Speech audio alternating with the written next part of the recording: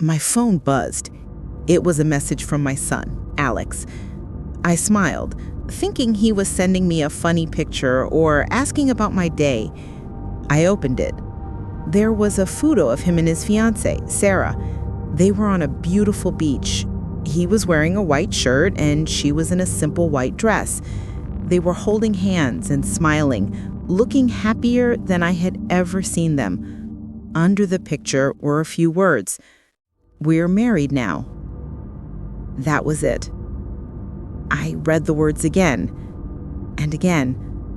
My heart, which had been so light a moment before, felt like a heavy stone. The world around me went quiet. I couldn't hear the birds outside or the ticking of the clock on the wall. All I could see were those words and that picture of their happy faces, a happy day I knew nothing about. Ever since Alex was a little boy, I had dreamed of his wedding day. It wasn't about a big, fancy party.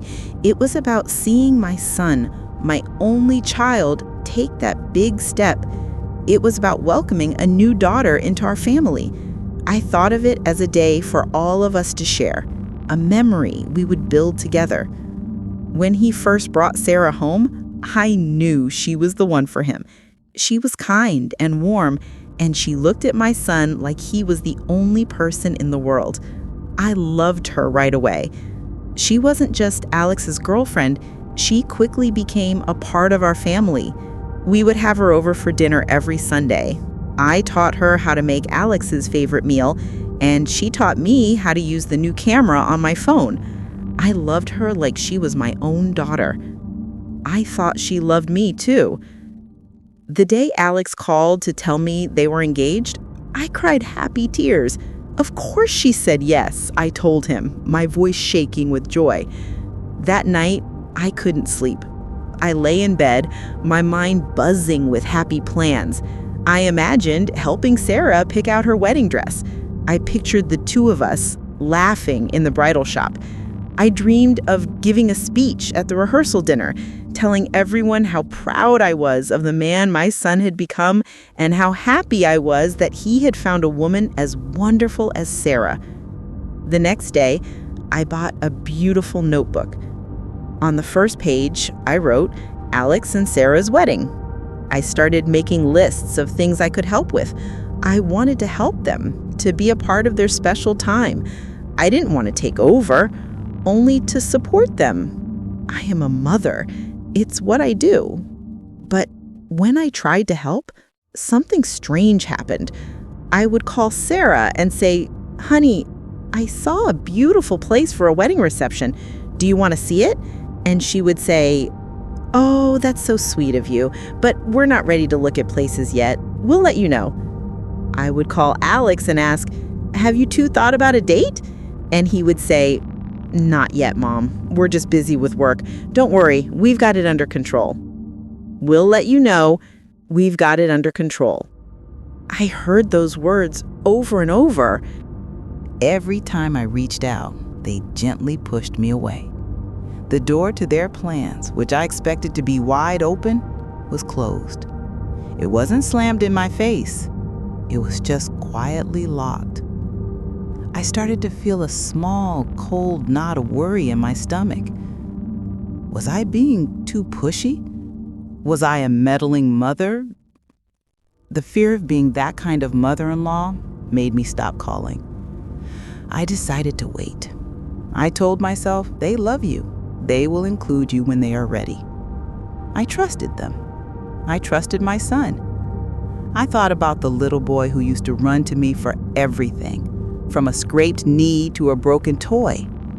I couldn't believe that same boy would shut me out of the biggest day of his life. So I waited. And while I waited, I did the one thing I felt I could do. I went looking for a dress. My dress. The mother of the groom dress. I spent a whole day looking for the perfect one. I finally found it in a small shop downtown. It was a beautiful, simple, dark blue dress. When I put it on, I could see the whole wedding in my mind. I could see myself sitting in the front row, my eyes filled with happy tears watching my son get married. Buying that dress felt like a promise. It felt real. I brought it home and hung it carefully in my closet. Every morning I would see the garment bag and I would smile. It was my proof that a wonderful day was coming. It was my ticket to the wedding. I just needed to wait for the invitation. The weeks passed. The silence from Alex and Sarah grew louder. I started to feel foolish.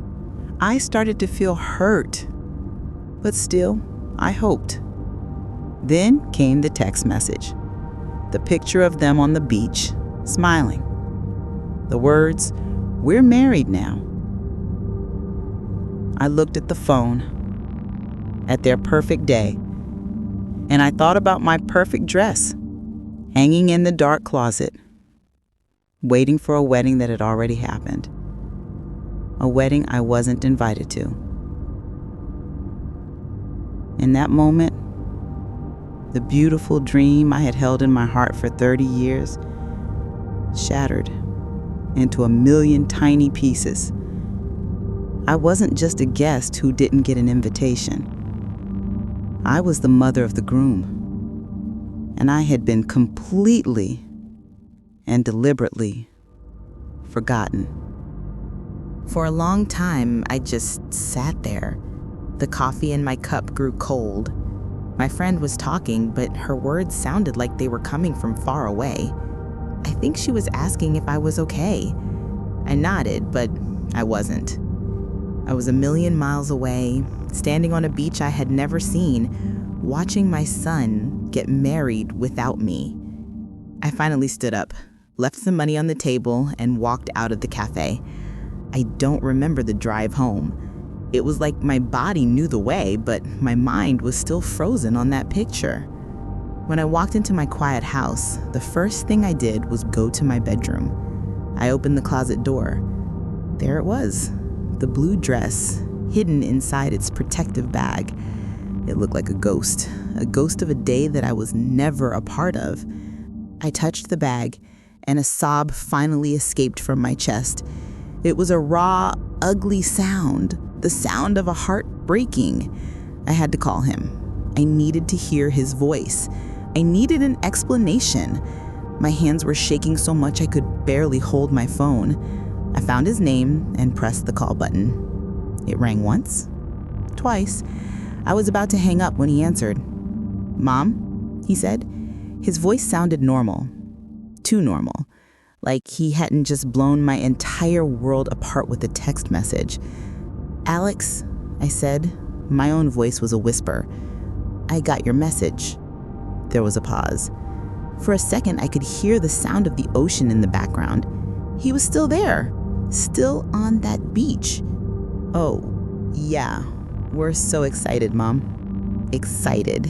The word was like a slap in the face. "You're excited?" I asked, my voice cracking. "Alex, why? Why wouldn't you tell me? Why wasn't I there?" "Mom, please don't be upset," he said, and now his voice changed. It became the voice he used when he was a little boy trying to explain a broken vase. It was a last-minute thing. We just wanted it to be simple. No fuss, no big party, just us. Simple. I repeated the word. It felt wrong. "Your wedding day isn't a fuss, Alex. It's the most important day of your life. A day for family. I'm your mother. I had a dress. I've been waiting for this day since you were born." The tears were streaming down my face now, hot and angry. I deserved to be there. "I know, Mom, I'm sorry," he said, but his apology felt empty. It sounded like something he had practiced saying. It was just easier this way. Easier. That one word hurt more than anything. It was easier to get married without me. It was easier to break my heart. It was easier to treat me like I was a problem that needed to be avoided. The museum of his life I had so carefully built in my heart felt like it was being set on fire, and he was the one holding the match. Then I heard a woman's voice in the background. It was Sarah. Her voice was quiet, but clear. "Let me talk to her." "Sarah's here, Mom," Alex said, sounding relieved. I took a deep breath, trying to steady myself. Maybe Sarah would explain. Maybe she would make it make sense. The sweet, kind girl who I loved like a daughter would fix this. "Eleanor?" she said. Her voice was not the warm, sunny voice I knew. It was cold. As cold and hard as a stone. "Sarah," I said, my voice trembling. "I don't understand." "There isn't anything to understand," she said simply. "Alex and I made a choice. It was our choice. For our life." The coldness in her voice shocked me into silence. This was not the girl who laughed in my kitchen. This was not the girl who held my hand while we looked at old photos.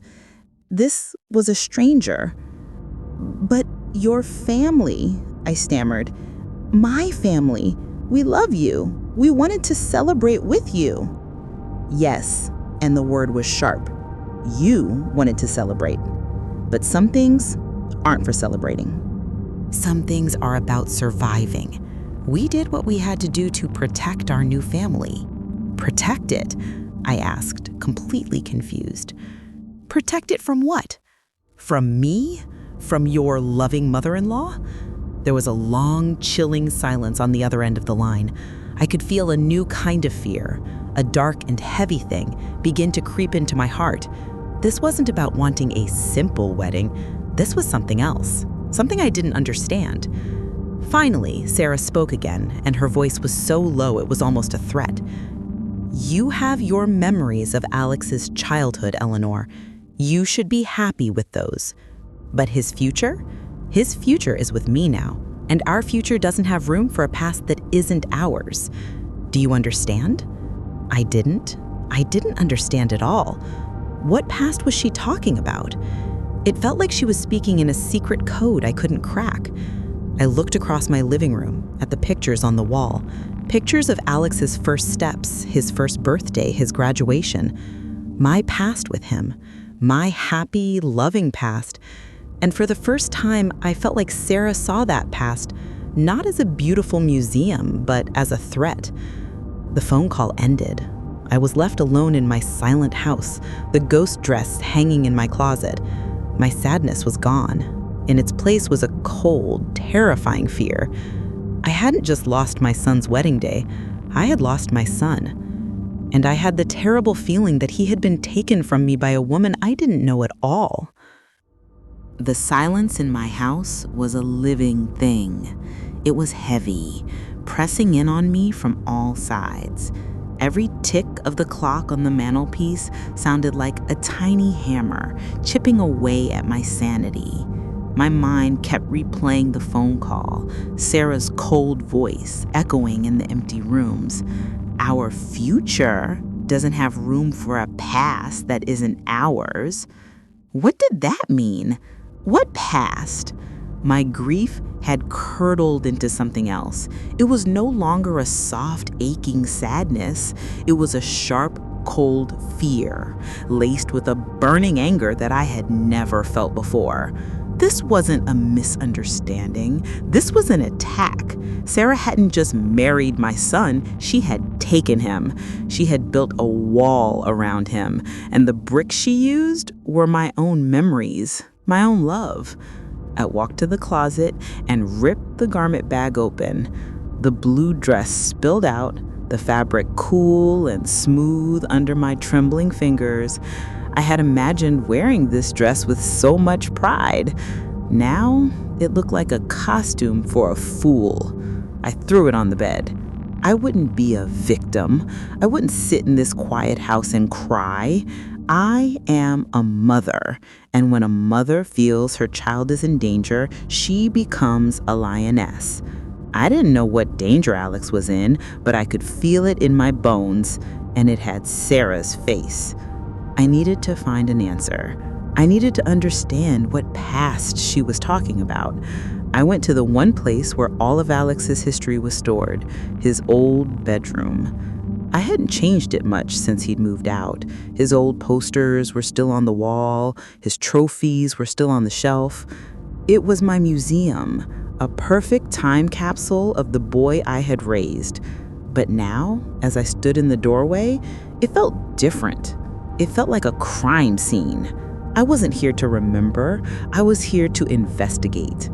I didn't know what I was looking for. I started pulling old yearbooks from the shelf, flipping through the pages of smiling, hopeful faces. There was Alex with his goofy grin and messy hair. He looked so happy, so innocent. I pulled open his desk drawers filled with old report cards and forgotten homework. Nothing. Finally, I pulled a dusty box from the back of his closet. It was an old shoebox, and on the side, in his teenage scrawl, it said, "College stuff, do not throw out." My heart beat a little faster. This was from the time just before he met Sarah. I opened the lid. It was filled with old photos, ticket stubs, and dried up tens. I sifted through the pictures, mostly of him and his friends at parties, their arms slung around each other, their faces bright and full of life. And then I saw it. It was a photo of Alex standing with a girl. I had never seen her before. She was beautiful, with long, dark hair and eyes that seemed to hold a little bit of sadness in them, even though she was smiling. They weren't kissing or even holding hands, but they were standing close. There was a story in the way they looked at the camera. On the back of the photo, in Alex's handwriting, was a name. Me and Chloe.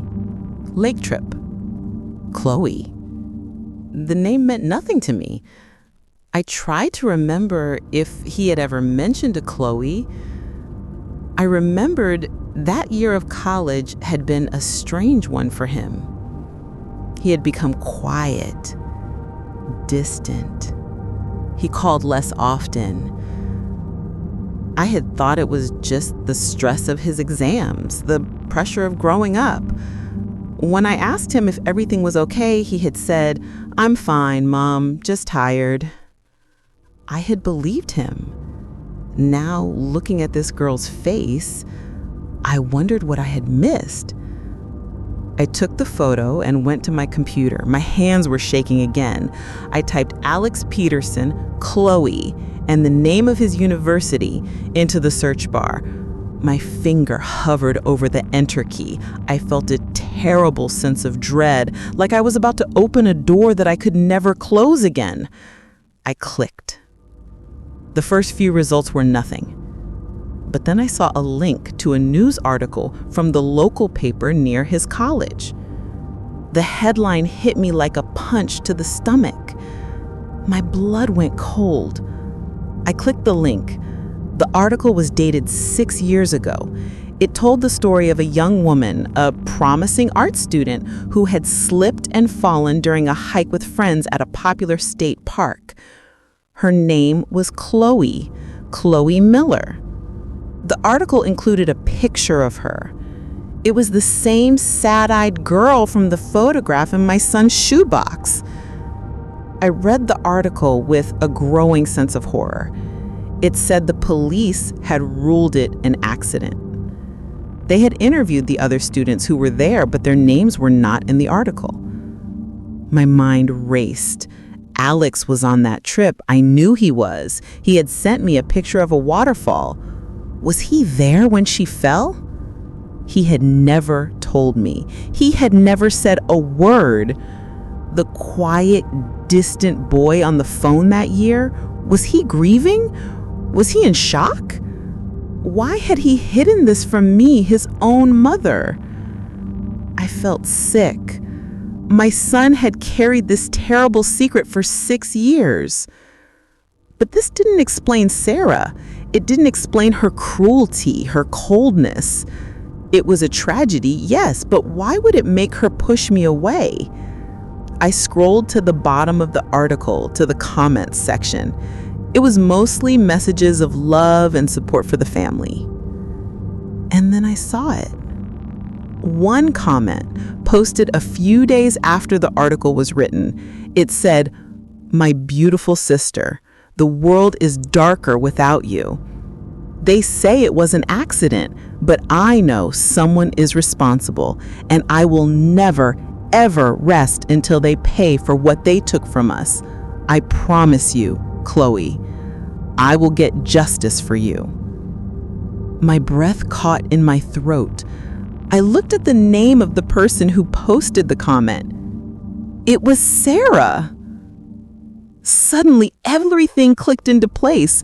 The cold voice on the phone, the secret wedding on a beach, the words, "protect our new family," and "our future doesn't have room for a past." This was never a love story. Sarah didn't stumble into my son's life by accident. She had sought him out. She had hunted him down.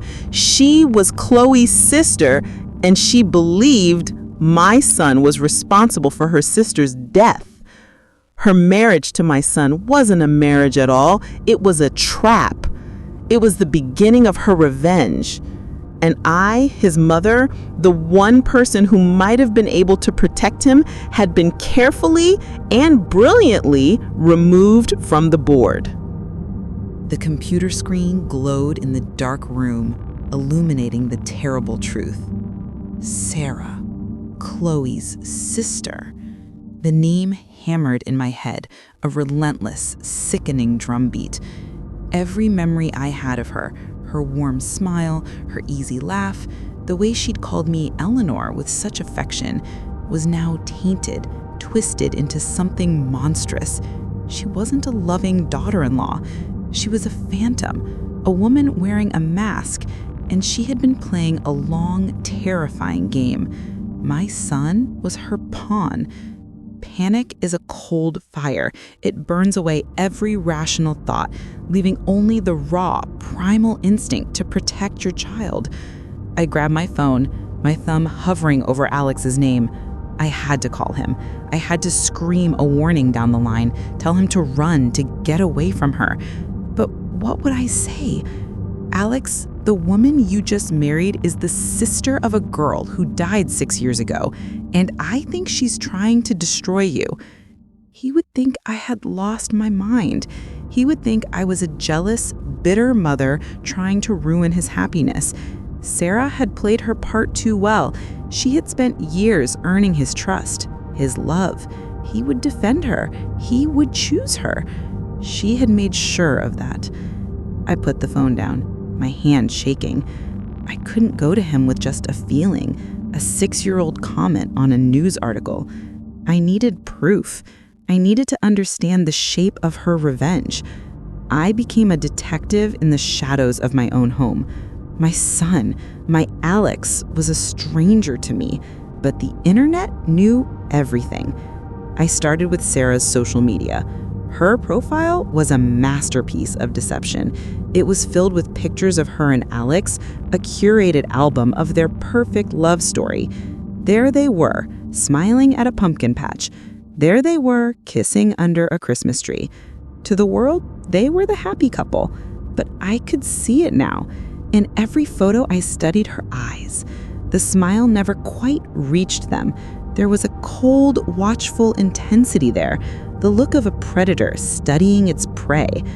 I scrolled back, further and further, through years of her life, and I saw the shift. Before she met Alex, her posts were different. They were filled with photos of her and Chloe, the two sisters laughing, hugging, their faces close together. They looked inseparable, and the captions were filled with an aching love.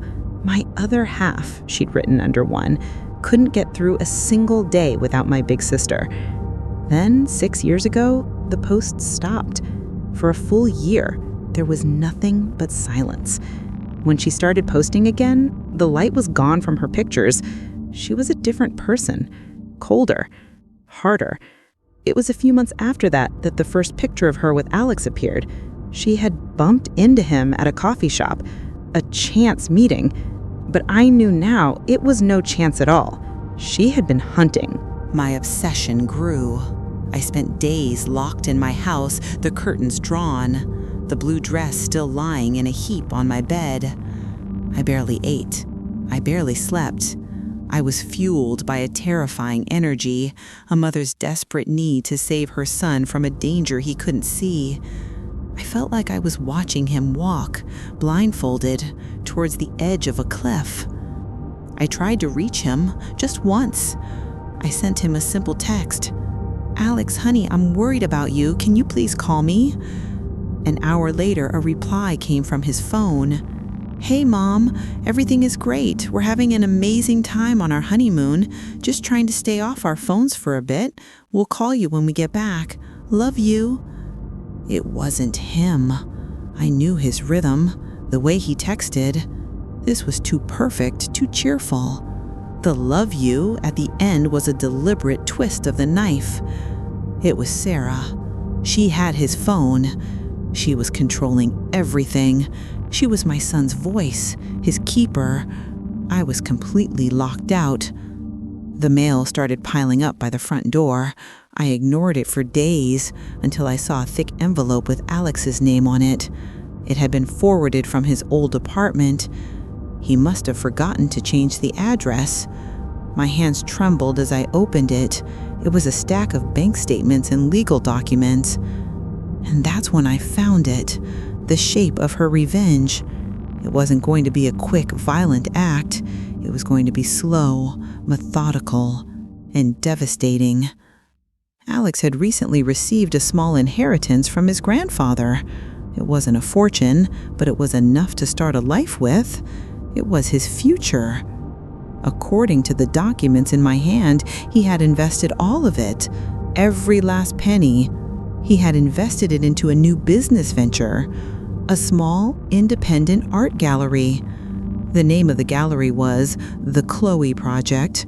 It was supposedly a foundation to support young artists, a tribute to her sister's memory. A noble, beautiful idea. But I kept reading, my blood turning to ice in my veins. The business was registered as a sole proprietorship. All the assets, all the capital, the entire bank account, everything was in one name. Sarah's. My son had willingly, trustingly handed over his entire future to the woman who was planning his ruin. He thought he was honoring the memory of a tragic stranger.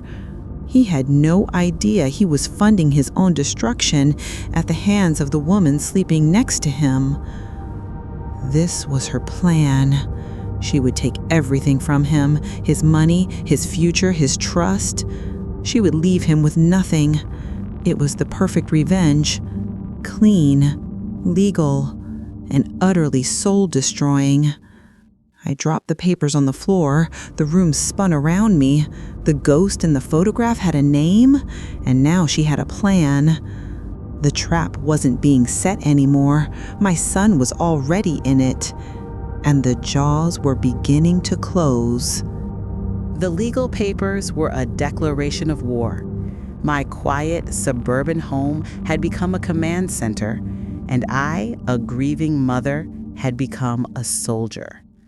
Sleep was a luxury I couldn't afford. The image of my son, smiling and oblivious on a beach while his life was being dismantled, was a constant, agonizing spur. Sarah had underestimated me.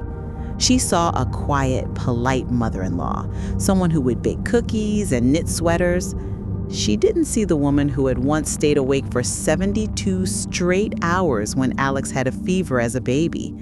The woman who had fought tooth and nail to get him into the best school. She had forgotten that a mother's love is the most relentless, unforgiving force on earth. I couldn't attack Sarah's fortress head-on. She held the king, my son. I had to find a secret passage, a weakness in her walls, and the only weakness I could think of was the truth.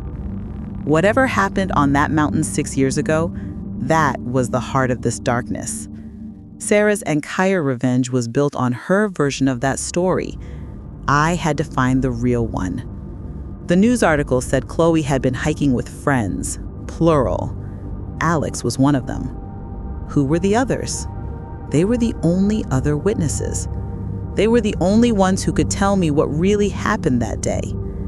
I went back to the shoebox, back to the college yearbooks. I found the picture of Alex and Chloe again, studying it under the lamp on my desk. They were standing by a lake, the sun in their eyes. Who took the picture? Who else was there? I started flipping through the pages of the yearbook from that year, my eyes scanning the hundreds of faces, looking for anyone who appeared in other photos with Alex. My world shrank to the four walls of my study. I lived on stale coffee and toast. I cross-referenced names from the yearbook with social media, my fingers flying across the keyboard. It was a painstaking, maddening process. Most of his old friends had common names, their digital footprints buried under a dozen others. But I was persistent. I was a ghost, haunting the edges of their lives, sifting through old tagged photos and forgotten friend lists. After 2 days of relentless searching, I found him. A boy named Mark, who had appeared in several pictures with Alex that year. His profile was public. I scrolled through his photos from 6 years ago, and there it was. A picture of a group of students squinting in the sun at the top of a mountain. The caption read, "Conquered the peak. What a day." In the photo, I saw Alex, his arm casually around Chloe's shoulder, and standing next to them was Mark and another young woman I didn't recognize. My heart was hammering against my ribs. These were the people. They were there. But what would I say? How do you contact a stranger and ask them to dredge up the worst day of their life for the sake of a woman they've never met? I opened a message box, my cursor blinking on the white screen. I typed and deleted a dozen different messages, each one sounding more insane than the last. Finally, I decided the only way was the truth. My truth. My name is Eleanor Peterson. I am Alex's mother. I know this will sound strange, but I am writing to you about the hiking trip from 6 years ago, the day Chloe Miller died. I know you were there. I know my son was there. Something is terribly wrong, and I believe Alex is in danger. I can't explain everything in a message, but I am desperate. Please, if you know anything about that day, anything at all, I need you to talk to me. I attached my phone number, my hand trembling as I hit send. Then there was nothing to do but wait. The waiting was a special kind of hell. Every minute felt like an hour. Every phantom buzz of my phone sent a jolt of adrenaline through me. I paced the length of my house, from the front door to the back window, over and over again, a caged animal. Had I made a mistake? Would he think I was crazy? Would he tell Alex? Or worse, would he tell Sarah? The next day, as the sun was setting, casting long, lonely shadows across my living room, my phone finally rang. It was an unknown number. I stared at it for a moment, my heart frozen in my chest.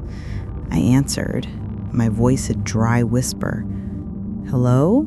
Is this Eleanor Peterson?" a man's voice asked. It was hesitant, cautious.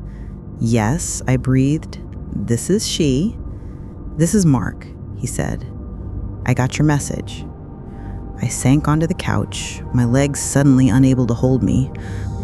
"Thank you," I whispered. "Thank you so much for calling me." There was a long pause on the other end of the line. I could hear him take a deep breath. "Look," he said, his voice low and serious. "I don't know what kind of danger you think Alex is in, but you need to be careful. We all made a promise that day. We promised we would never talk about what really happened." My blood ran cold. "What do you mean?" I asked. "The police said it was an accident." I heard a short, bitter laugh on the other end. "The police report was a story," he said. "We gave them a story. We had to. The truth? The truth is so much worse." He fell silent. I held my breath, waiting, terrified of what he would say next. "I don't want to talk about this on the phone, but if you're serious, If you really think Alex is in trouble, I'll meet you. There's a diner just off the highway about halfway between my town and yours, the Bluebell Diner.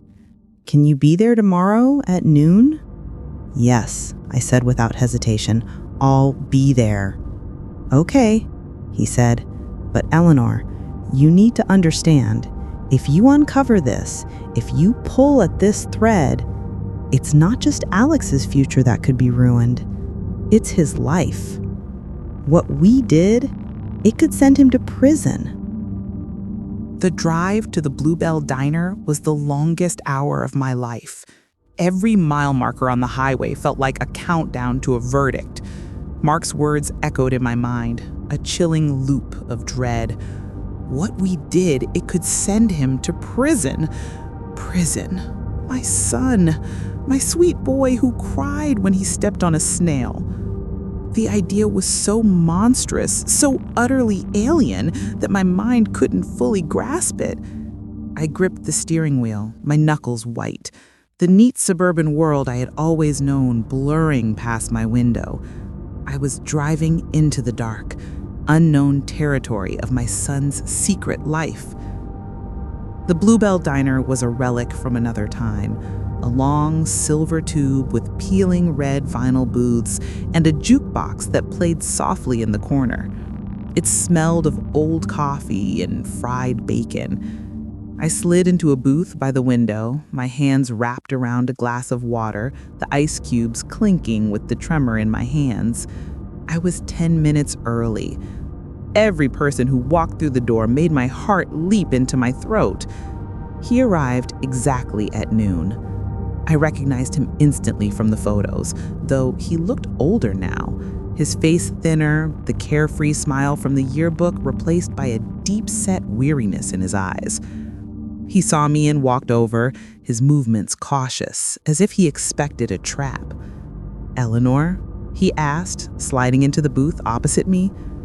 "Mark," I said, my voice barely a whisper. "Thank you for coming." He gave a tight, nervous nod, refusing to meet me in the eye. He stared out the window at the passing cars. A waitress came over, and we both ordered coffee, a silent agreement to delay the inevitable for another minute. When she left, the silence between us was thick and suffocating. "You said he's in danger," Mark began, his gaze still fixed on the highway. "What did you mean?" I took a deep breath. "He married a woman named Sarah. They eloped. No one was there. She was Chloe Miller's sister." Mark's head snapped towards me, the color drained from his face. For the first time, he looked me straight in the eye, and what I saw there was pure, undiluted fear. "Oh God," he breathed, his voice ragged. "He married her? Is he insane?" "He doesn't know who she is," I said quickly. "He has no idea. She's been planning this for years. She's taken all his money, Mark, his inheritance. She's going to ruin him. But it's more than that. The way she spoke to me, it's a vendetta. It's about revenge for Chloe, and she will not stop until she has destroyed him." Mark buried his face in his hands, his shoulders slumping. "I knew this would happen," he mumbled into his palms. "I knew one day it would all come crashing down." "You have to tell me what happened that day," I pleaded, my voice breaking. "You said it wasn't an accident. You said it could send him to prison. What did you do?" He looked up, his eyes haunted. He took a long, slow sip of coffee, as if trying to swallow the courage he needed to speak. "It started as a stupid argument," he began, his voice low, forcing me to lean in to hear. "There were 4 of us. Me, Alex, Chloe, and another girl, Jessica. Alex and Chloe, they were a thing. Not official, but everyone knew. He was crazy about her." A fresh wave of pain washed over me. My son had loved this girl. He had grieved her, and he had done it all alone. "Maybe I should give you some background on the current situation." "We'd been hiking all morning," Mark continued. "We got to this spot, a lookout point with a beautiful view, but it was on the edge of a steep drop. There was a low stone wall, but it was old. Jessica, she was always a bit of a wild card. She was dared Chloe to walk along the top of the wall. It was stupid, just a dumb college dare. He paused, swallowing hard. Chloe laughed it off at first, but Jessica kept pushing her, calling her a coward. Then Alex stepped in. He told Jessica to back off. He was protective of Chloe, too protective. He and Jessica started yelling at each other. It got ugly. I'd never seen him that angry before. He grabbed Jessica's arm, telling her to leave Chloe alone. The diner seemed to fade away. All I could see were the four of them, young and reckless on the edge of a cliff. Chloe got between them, Mark said, his voice dropping to a near whisper. She told Alex to stop. She put her hand on his chest to push him back, but he was so worked up, he didn't realize how close they were to the edge.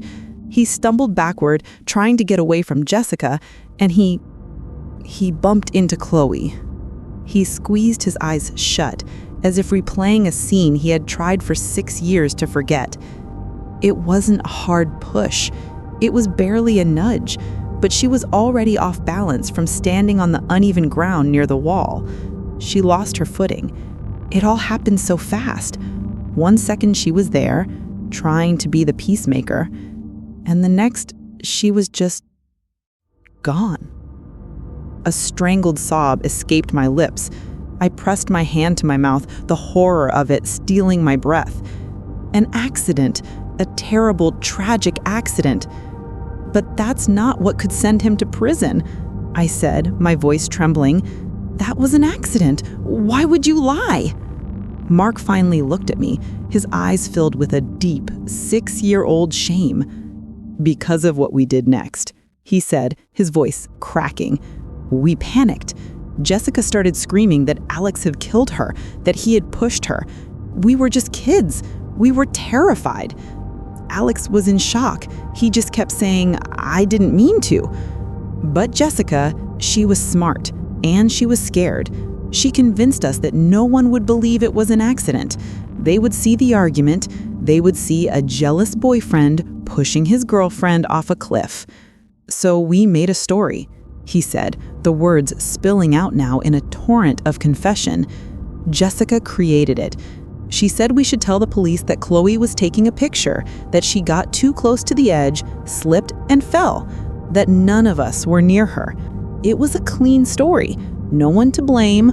We were all terrified of what would happen. So we agreed. We went down that mountain, found a ranger, and we told the lie.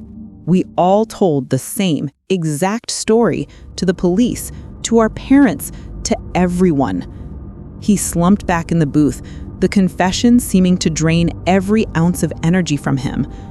We perjured ourselves. We conspired to obstruct justice. It wasn't just a lie, Eleanor, it was a crime. And Alex was at the center of it. The pieces of the puzzle slammed into place, creating a picture more horrible than I could have ever imagined. Sarah didn't just think Alex was responsible. She probably knew the truth, or at least she knew the official story was a lie. And she had found the one person who could bring it all crashing down. Jessica, I breathed.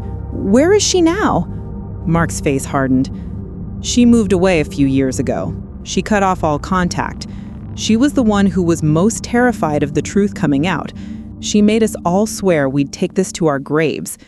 He leaned forward, his eyes boring into mine. Sarah must have found her. If Jessica is talking to Sarah, then she doesn't just have his money, Eleanor. She has his life. She has the one witness who can undo the story, the one person who will testify that Alex pushed her sister. It won't matter if it was an accident. With Jessica's testimony, Sarah can turn this into a murder investigation. She can send your son to prison for the rest of his life. I drove home from the diner in a daze. The world outside my car window looked strangely normal.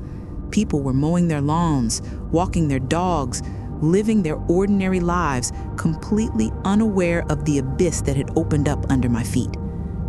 Mark's confession had changed everything. My son wasn't just a victim. He was a keeper of a deadly secret, a participant in a lie that had festered for 6 long years. And that lie had given Sarah all the power she needed. She wasn't just building a case against him. She was holding his entire life, his freedom, in the palm of her hand. I walked into my empty house, and the silence felt different now. It was no longer just lonely, it was menacing. The world was full of predators, and my son was sleeping in the lion's den, convinced it was a sanctuary. My initial panic, that white-hot terror, began to cool and harden into something else. A cold, sharp-edged resolve. I could not save Alex from the mistake he made 6 years ago. I could not untell the lie he had told, but I could fight for him now. Sarah's plan hinged on one person, Jessica, the girl who had architected the lie, the one witness who could either reinforce the story of an accident or twist it into a narrative of murder. Mark had said she disappeared, but people don't just vanish. I went back to the yearbook. My hands steady now. This was no longer a mother's sentimental journey. This was a hunt. I found Jessica's picture. Her smile was wide and confident, her eyes sparkling with a careless energy. Underneath her name, Jessica Riley, was her hometown, Oak Haven, Illinois. It was a small town, a place where people had roots, where families stayed for generations, a place where a girl like Jessica might run back to when she was trying to escape her own ghosts. My computer became my weapon. I didn't search for Jessica, I searched for her parents. It took me less than 10 minutes to find a listing for a Mr. and Mrs. Riley with a landline phone number at an address in Oak Haven. My heart pounded against my ribs. This was it. This was the door I had to walk through. For a full hour, I stared at the number, my finger hovering over the keypad on my phone. What would I say? How could I convince them to help me? I was a stranger, a harbinger of a past their daughter had tried to bury. But Alex's face, so trusting and happy in that wedding photo, flashed in my mind. I took a deep breath and dialed. An older woman's voice, cautious and polite, answered on the third ring. "Hello?" "Hello," I said, trying to keep my own voice calm and even. "My name is Eleanor Peterson. I'm sorry to bother you, but I'm trying to reach your daughter, Jessica." There was a pregnant pause. "May I ask what this is regarding?"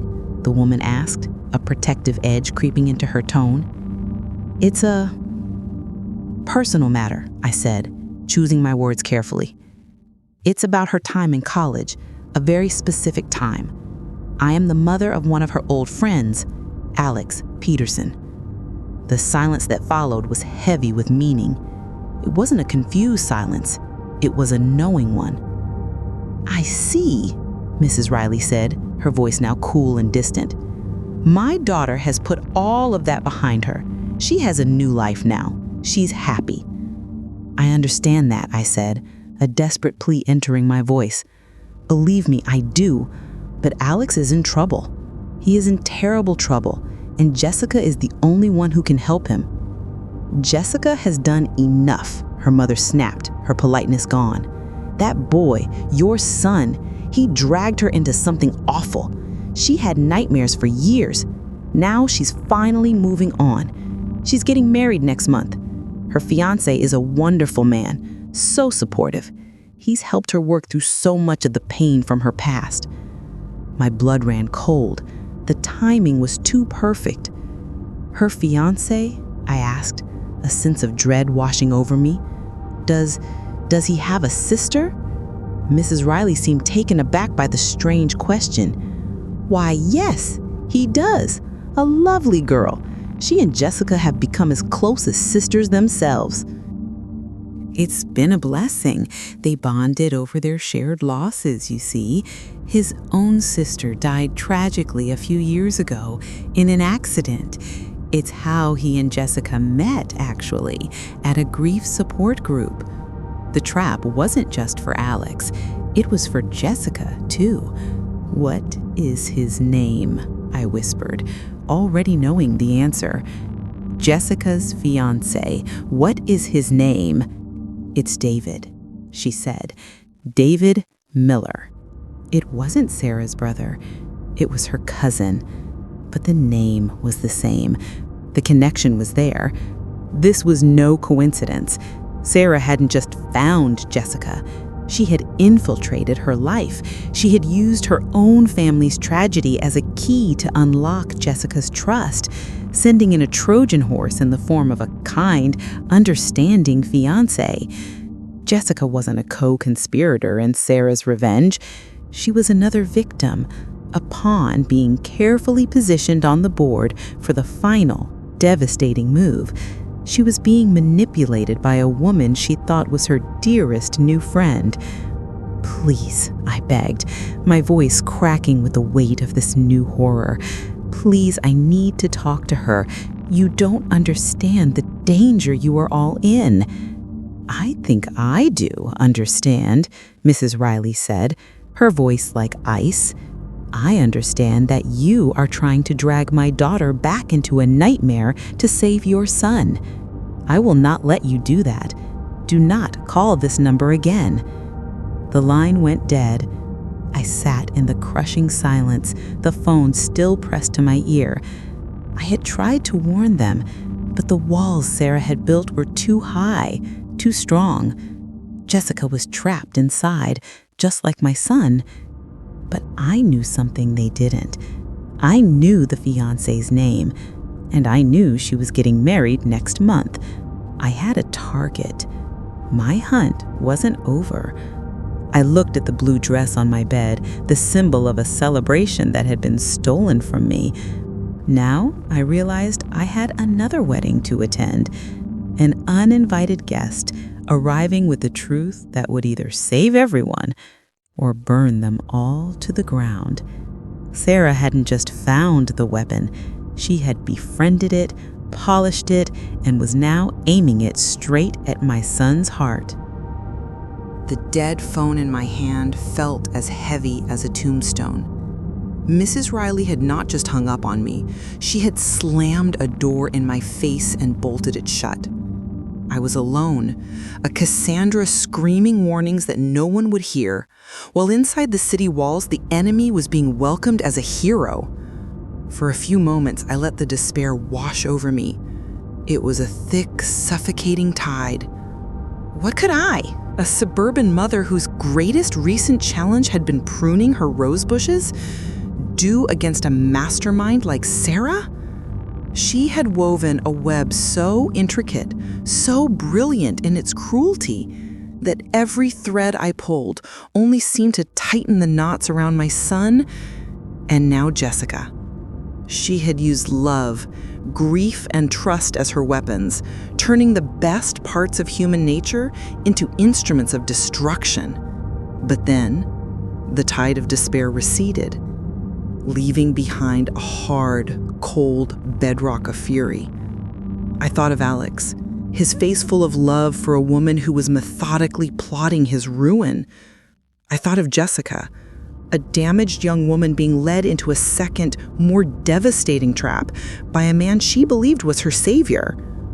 And I thought of Sarah, so confident in her power, so certain that no one could see the strings she was pulling. She was wrong. I saw them. I went to my desk, my movements no longer frantic but deliberate, precise. My old methods, appeals to love, to reason, to parental authority, were useless. I was fighting a war on a battlefield I didn't understand, using weapons that were obsolete. I needed a new weapon. I needed a professional. My fingers, which had trembled dialing Alex's number, were steady as they typed "private investigator" into the search bar.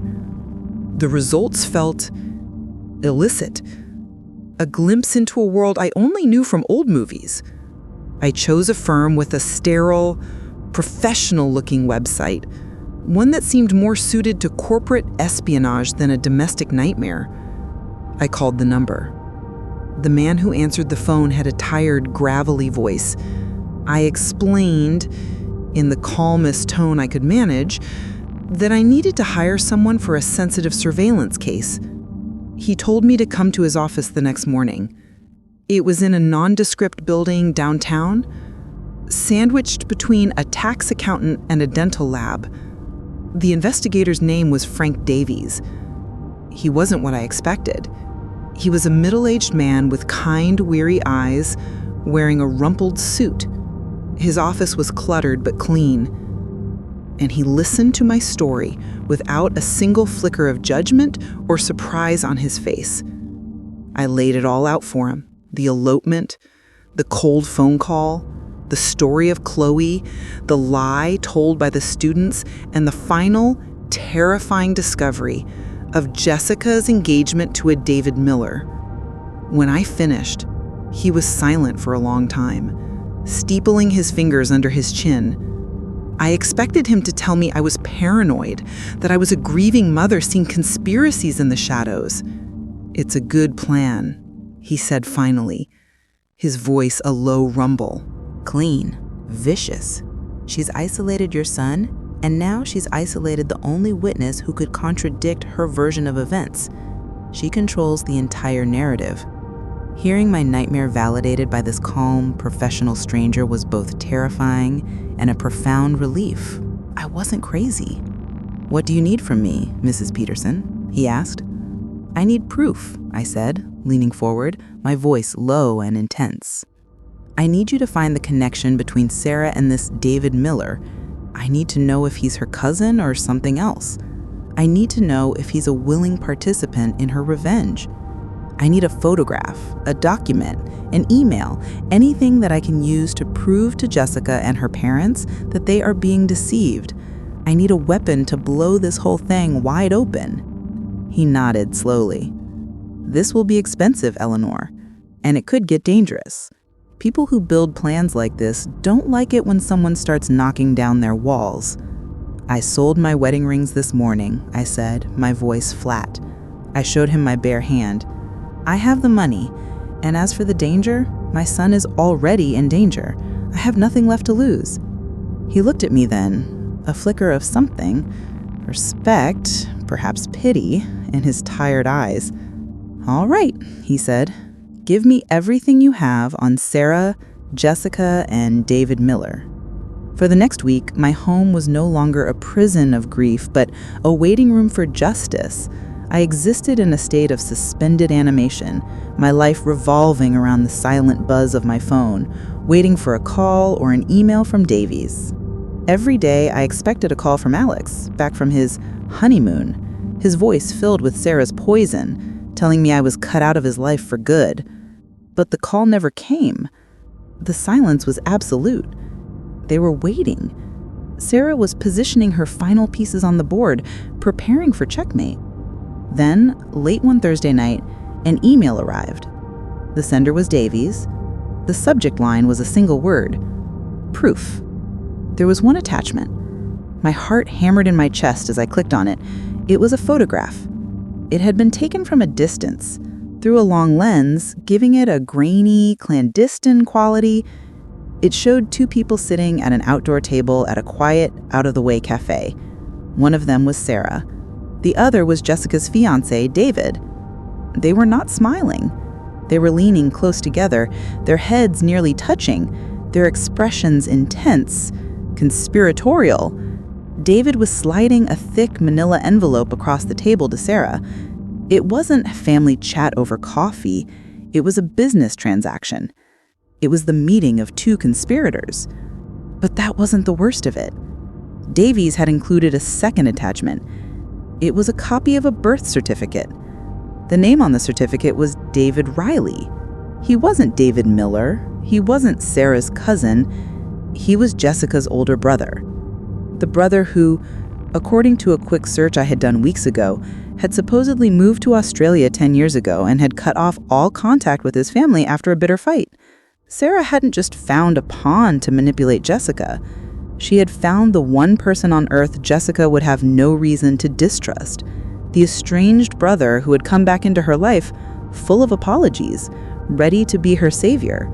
She had found a ghost from Jessica's own past and armed him. The envelope sliding across the table wasn't just a plan. It was payment. He had sold his own sister for a price. I stared at the screen, the cold, hard proof glowing in the dark. The web was even more tangled and more venomous than I had imagined. I now had the weapon I needed. It was a photograph and a birth certificate. It was enough to shatter Jessica's world, to expose the entire lie. I looked at the blue dress, still crumpled on my bed. I picked it up and folded it carefully, placing it in a box. I wouldn't need it. I was going to a wedding, but I wouldn't be celebrating. I was going to stop one.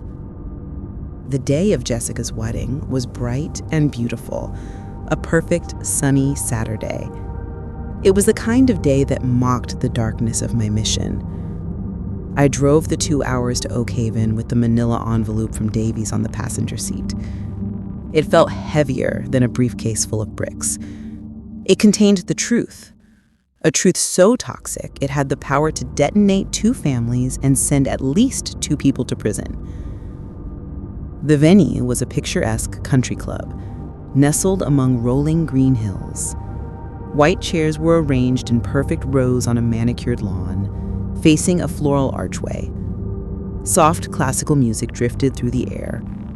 Guests in pastel dresses and smart suits were mingling, sipping champagne, their laughter carrying on the breeze. It was a scene of perfect manufactured happiness. I, in my simple dark trousers and blouse, was a specter at the feast, an omen of the storm that was about to break. I bypassed the main entrance, circling around the back of the clubhouse, my heart a frantic drum against my ribs. I was looking for the bridal suite. I found a service door propped open and slipped inside, my movements quiet and swift. I moved through a maze of corridors, following the scent of hairspray and the distant sound of female laughter. I found the right door. Bridal suite was written in elegant script on a small plaque. I could hear voices inside. Jessica, her mother, bridesmaids. My hand hovered over the doorknob. This was the point of no return. I was about to walk into a room of strangers and destroy the happiest day of a young woman's life in order to save my son. The thought was nauseating, but the image of Alex's trusting smile pushed me forward. I turned the knob and walked in. The room was a cloud of white tulle, champagne glasses, and nervous, excited energy. Jessica was sitting in front of a large, ornate mirror, a vision in white lace gown, while a hairdresser put the final touches on her veil. Her mother, Mrs. Riley, was standing beside her, her eyes misty with tears. They all froze when they saw me. The laughter died. Mrs. Riley's face, which had been soft with emotion, hardened into a mask of fury. "You," she hissed, stepping in front of her daughter like a shield. "I told you to stay away. How dare you? Security!" "Wait," a voice said. It was Jessica. She stood up, her white dress rustling around her. She was even more beautiful than in her photos, but her eyes held a familiar, haunted look. "Let her speak. What do you want?" I ignored her mother's protests and walked towards her, my steps measured, my gaze locked on hers. "I'm not here to hurt you, Jessica," I said, my voice low and urgent. "I'm here to warn you. The man you're about to marry, he is not who you think he is." "I know who he is," Jessica said, a nervous tremor in her voice. "He's the man who saved me." "He didn't save you," I said, pulling the photograph from the envelope. I held it out for her to see. "This is Sarah, David's cousin's sister-in-law or something. They're practically family." "No," I said firmly. "They are conspirators, and David has been lying to you from the very beginning. His name is not David Miller." I pulled out the birth certificate and held it beside the photograph. I watched her eyes scan the document. I saw the exact moment she read the names. Father, Michael Riley. Mother, Susan Riley. Child, David Riley. A choked, strangled sound escaped her lips. The color drained from her face, leaving her a ghastly white that was paler than her dress. She looked from the paper to my face, her eyes wide with a dawning, uncomprehending horror. "No," she whispered. "It can't be. My brother is in Australia." "No, he's not," I said softly. "He's here. And he's been working with Sarah Miller this whole time. She found him, Jessica. She paid him to come back into your life, to gain your trust, to isolate you. She needed your testimony to destroy my son.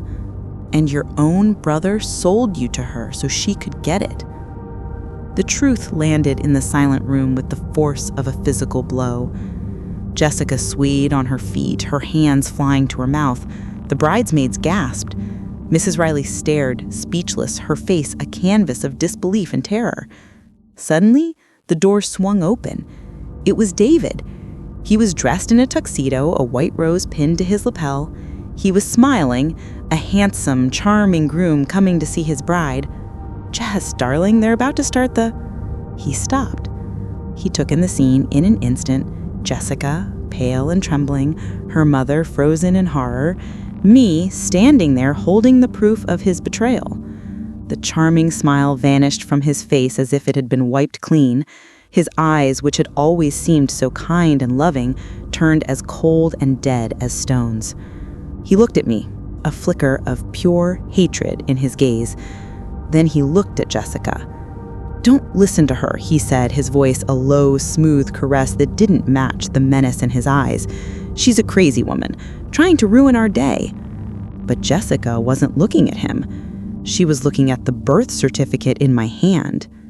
"You lied to me," she whispered, her voice trembling with a grief so profound it was terrifying to witness.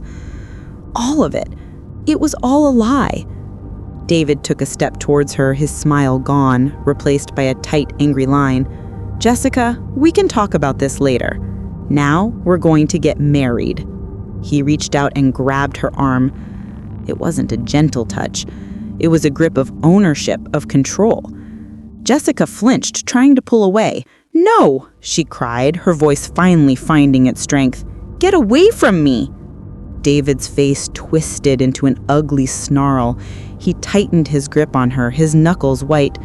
"You are not going to ruin this for me," he hissed, a low and venomous voice. "We had a deal." The wedding music, a soft, hopeful melody, began to drift in from outside. It was a grotesque soundtrack to the scene unfolding in the room. I was no longer an investigator. Jessica was no longer a witness. We were two women trapped in a room with a man whose carefully constructed world was crumbling around him. And in that moment, I knew he would do anything, absolutely anything, to stop that from happening. The beautiful, hopeful wedding music from outside was a cruel joke. Inside the bridal suite, the world had shrunk to a single, ugly point of pressure. David's hand clamped around his sister's arm. His charming facade had shattered, and the man underneath was a cornered animal, all snarling desperation. "You will walk out there, and you will marry me," David seethed, his face inches from Jessica's. "You owe me this." "I owe you nothing!" Jessica sobbed, struggling against his grip. "You're not my brother. You're a monster." Mrs. Riley finally broke free from her shock. "Get your hands off my daughter," she screamed, lunging at him. He shoved her back with his free hand, sending her stumbling into a rack of bridesmaids' dresses. That was it. The last thread of my control snapped. I stepped forward, putting myself between them. "Let her go," I said, my voice low and shaking with a rage I didn't know I possessed. "It's over." David's eyes, burning with a frantic hatred, locked onto mine.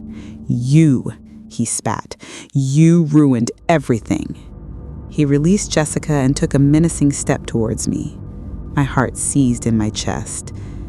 In that instant, I saw how this could end, how a mother's desperate search could conclude in a final violent confrontation in a room filled with white lace and shattered dreams. And then the door flew open again. Standing in the doorway, his face pale and etched with a terrible dawning understanding, was my son. And beside him, her expression a mask of cold, triumphant fury, was Sarah. Alex's eyes darted around the room, taking in the scene. He saw Jessica crying in her mother's arms. He saw David snarling and exposed.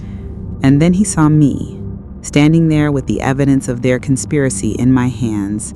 The final piece of the puzzle clicked into place for him, and the look on his face was one of such profound, soul-crushing devastation that it broke my heart all over again. "Mom?" he whispered, his voice cracking. "It was all a lie, Alex," I said softly. He turned to Sarah, his eyes pleading, begging her to deny it. "Sarah, what is this? What have you done?" Sarah let out a short, sharp laugh, devoid of any warmth or humor. The mask was gone. The performance was over. "What have I done?" she said, her voice dripping with 6 years of distilled venom. "I have given you exactly what you deserve. I gave you the perfect life, the perfect love, so I could take it all away, just like you took my sister from me." "It was an accident!" Alex cried, the old lie sounding hollow and pathetic even to his own ears. "Was it?" Sarah countered, her eyes glittering with a chilling fire. "Or was it a lie you all told to save your own skin? It doesn't matter. You left her at the bottom of a cliff and you walked away. You erased her, so I erased you. I took your future," she said, her voice dropping to a theatrical whisper, "and I gave it to him." She nodded towards David. "The price for a ghost is high, and your brother," she said, looking at Jessica with a final cruel twist of the knife, "was more than willing to sell." In that moment, the full, monstrous scope of her plan was laid bare. She had orchestrated every moment, savored every deceit. Her revenge wasn't just about justice. It was about power, about proving that she could become the god of my son's world and then tear it all down. The sound of sirens grew louder outside. One of the bridesmaids had called the police. David's face went slack with defeat. Sarah, however, remained perfectly composed, a queen surveying the ruins of her conquered kingdom. She looked at Alex one last time, with an expression of pure, triumphant contempt. The aftermath was a blur of flashing lights, solemn police officers, and the quiet, heartbreaking sound of a wedding being dismantled. David was led away, his lies having finally caught up with him. Sarah, cold and defiant to the end, was taken for questioning, leaving a trail of shattered lives in her wake. Alex and I stood on the manicured lawn as the sun began to set on the wreckage of the day. The beautiful floral archway now looked like a funeral wreath. He wouldn't look at me. He just stared at the empty white chairs, his shoulders slumped in the posture of a man who had lost everything. "I am so sorry, Mom," he finally whispered, his voice thick with the shame that was almost too painful to witness. "I lied. I was scared. And I never stopped being scared. I should have told you." I didn't offer him empty platitudes or easy forgiveness. The wounds were too deep, the betrayals too raw. I simply stood beside him, a silent presence, a mother beside her son. I put my arm around his shoulders and he leaned into me, his body shaking with silent sobs. For the first time in a long time, my son felt like mine again. Months have passed. The legal battle was a slow, grinding machine. Alex, along with Mark and Jessica, confessed to the obstruction of justice. They will face consequences for the lie they told all those years ago. Alex lost his inheritance, his life savings, to a woman who is now facing her own long list of charges. He has lost his wife and the future he thought he had. But he is free, The ghost of Chloe and the ghost of Sarah no longer haunt him. Our relationship is not what it was. The museum of his childhood is no longer a place of pure, untarnished joy. It's a place of complexity, of shadows and light, of love and profound mistakes. But it's real. We are rebuilding, piece by painful piece, on a new foundation of honesty. I sometimes think about that first text message. "We're married now." The 6 words that started it all. I realize now I was never waiting for an invitation to a party. I was waiting for a cry for help. My son didn't even know he was screaming. The invitation never came because the celebration was a lie.